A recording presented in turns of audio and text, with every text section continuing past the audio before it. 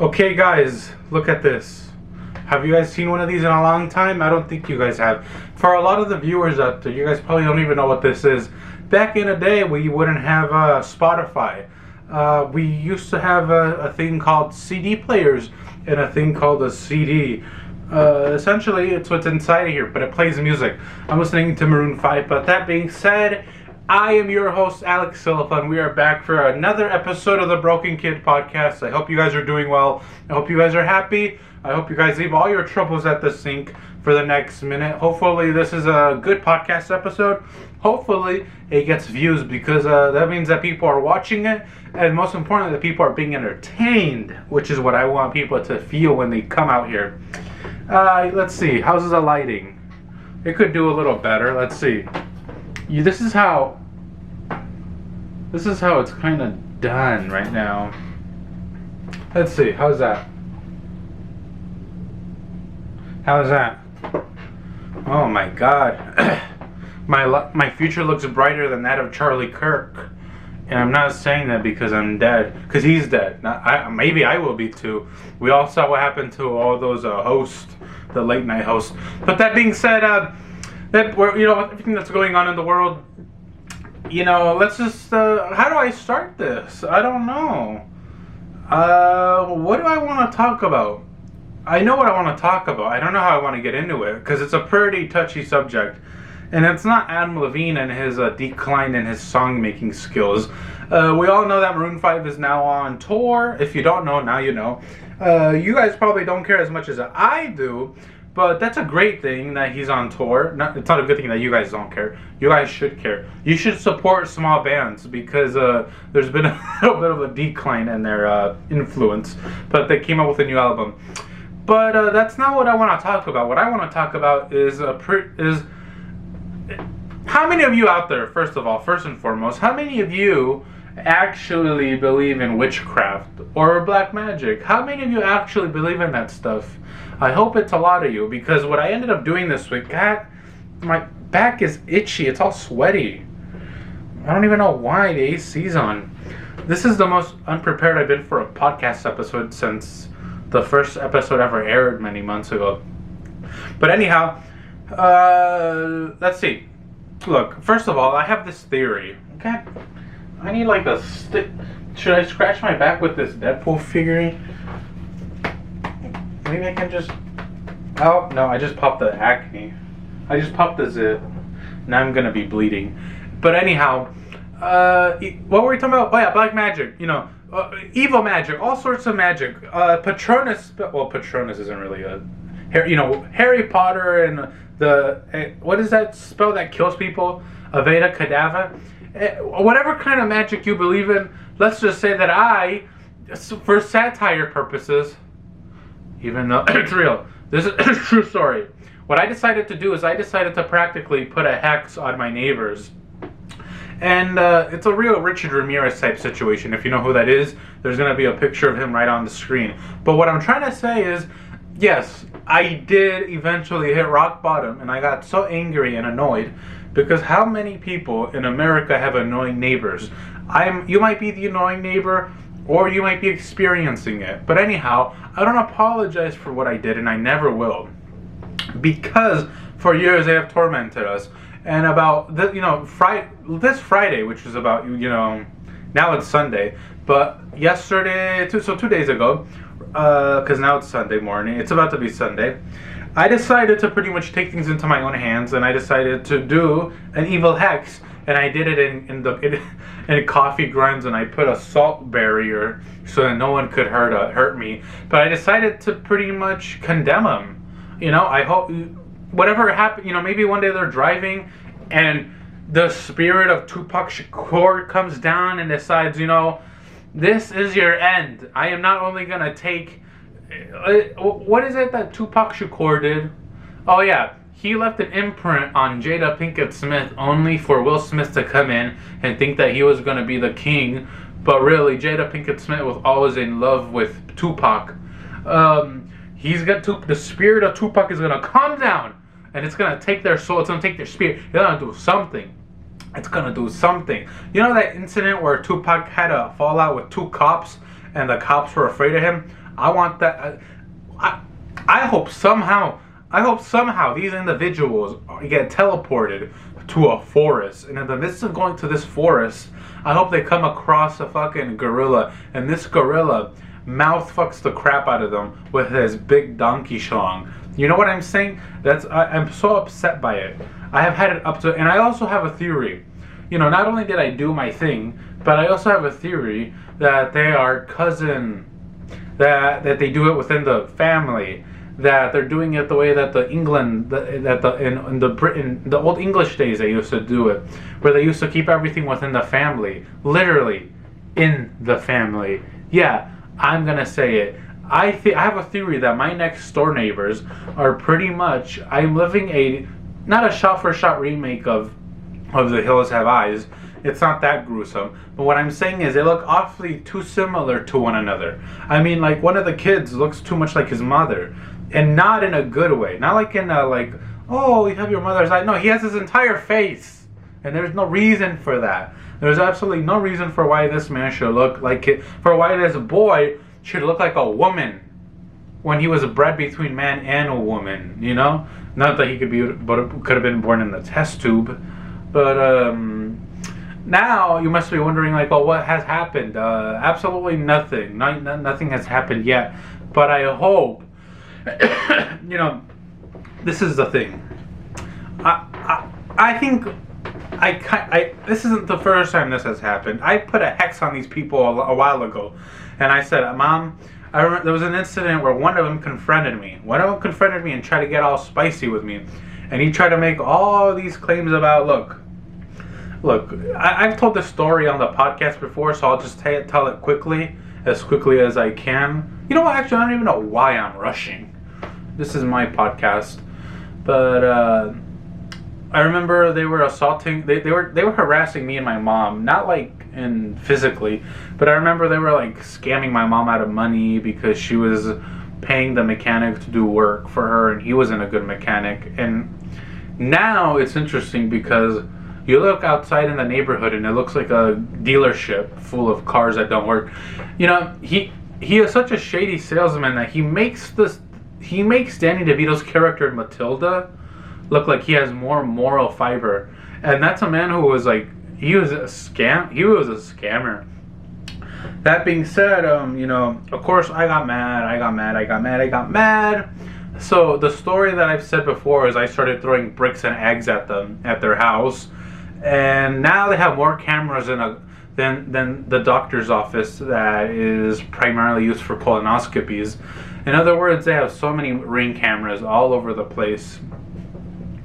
And, you know, if you watch my last episode, it's like the previous one, about what it's like to live in a bad neighborhood, I go into it. And this idea that, you know, now we're bullying these people. Look, I'll be honest, we're bullying these people. Every time we see them, we're like, hey, yo, what's up, you motherfucker? You know, that's what we do. We see them and we're like, look at that overweight woman right over there. We say stuff like this. Or we like, look at that ugly man who looks inbred. We say things like this. We are well aware that we're bullying these people. We are not ashamed of it. They earned it. They brought this onto themselves. And they also brought an evil hex onto them. Now you might be wondering, Alex, why don't you just let it go? No, I can't let it go. And I won't. I won't stop until I get my happy ending. And I'm not talking about going to a massage parlor, because we both know that we can do that any day, any time of the week.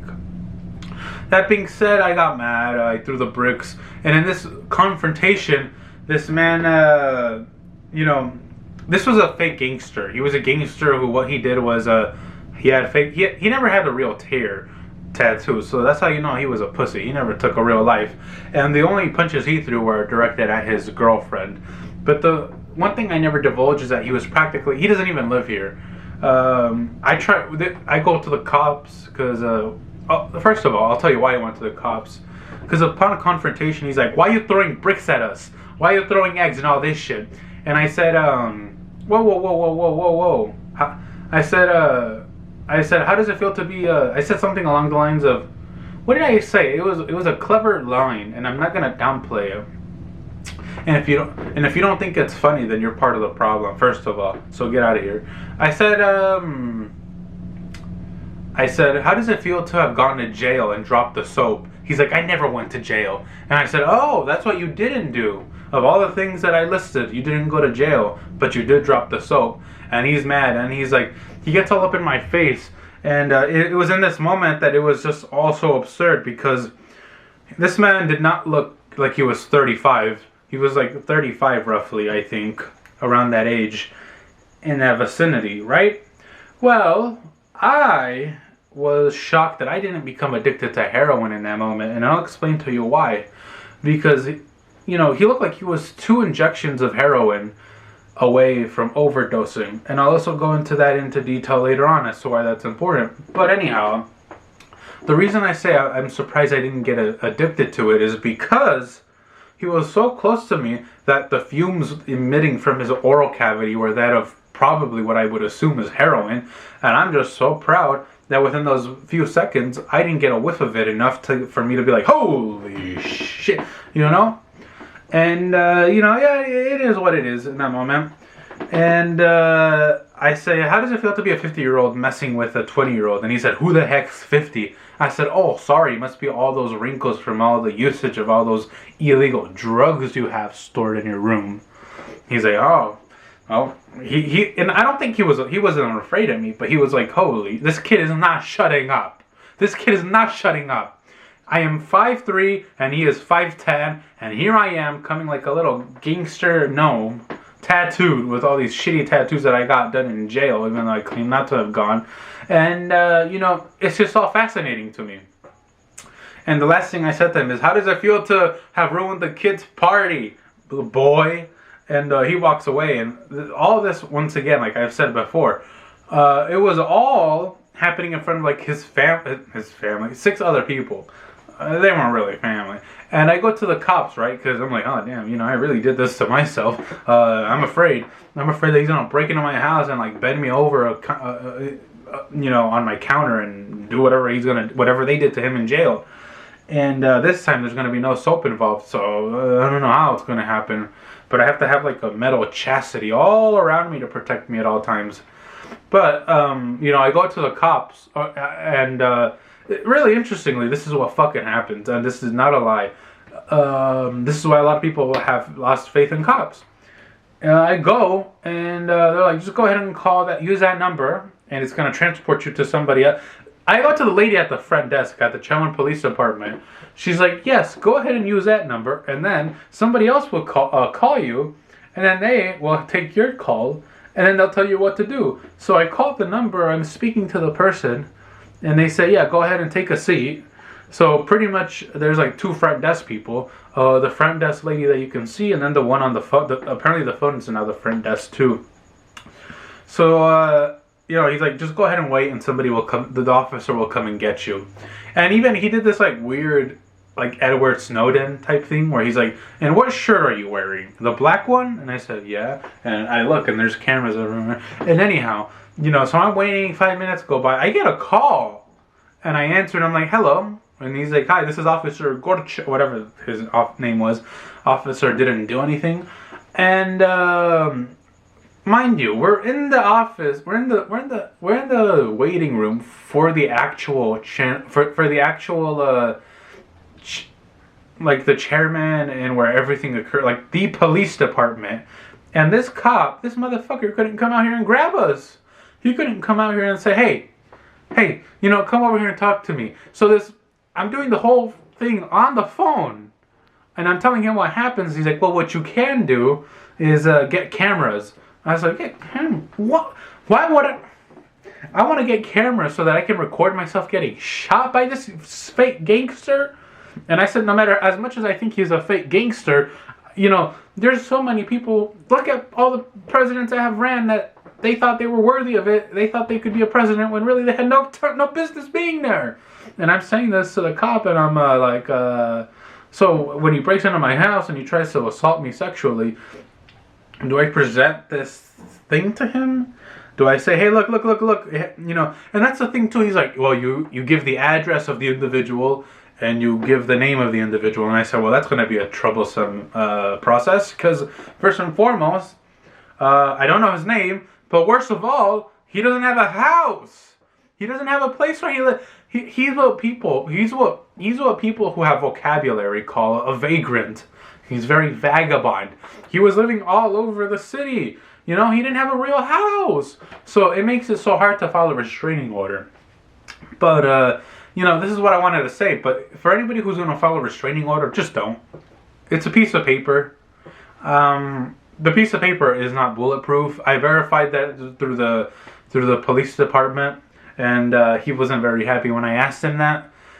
He pretty much said, well, thank you, you know. And, you know, of course I didn't get the cameras because I don't want my murder to be documented and then to be put on some lesser version of Live Leak. I just don't.